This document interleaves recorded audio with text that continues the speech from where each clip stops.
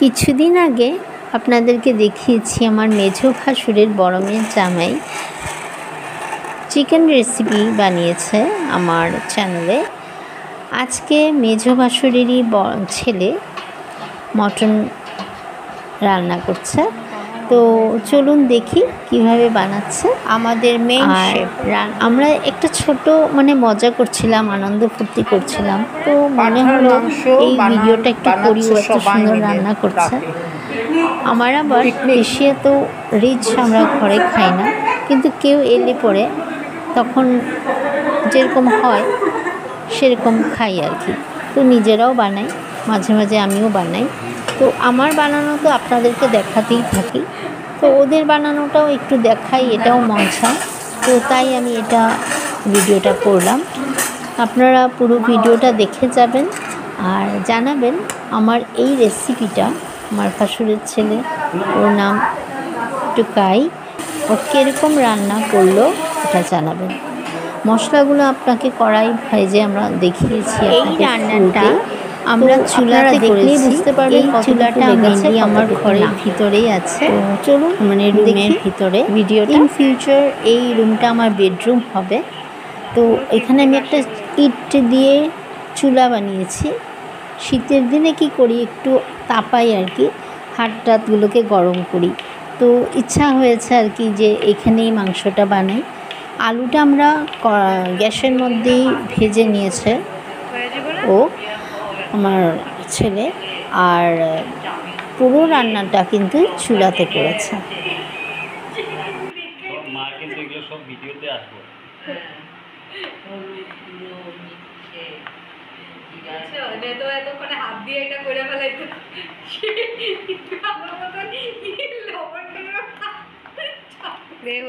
আরামসে ঢাকলা নিয়ে বন্ধ করতে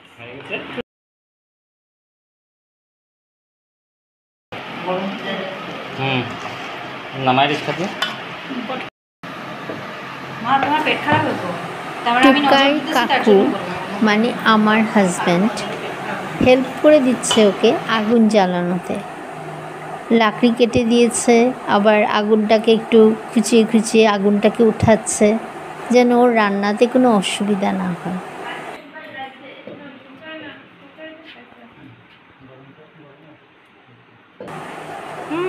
কথাগুলো কাটিনি, আমাদের সেই আনন্দের কথাবার্তাগুলো স্মৃতি হিসাবে রাখার জন্য কাটিনি, তাই ভিডিওতে একসাথে অ্যাড করে দিয়েছি।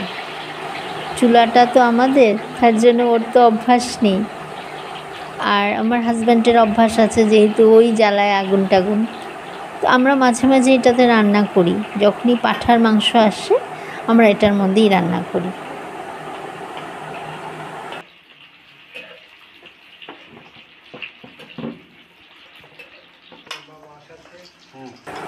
আজকে ইচ্ছা হলো আরেকটা কথা আপনাদের আমার ভিডিওর মাধ্যমে আপনাদেরকে জানাই।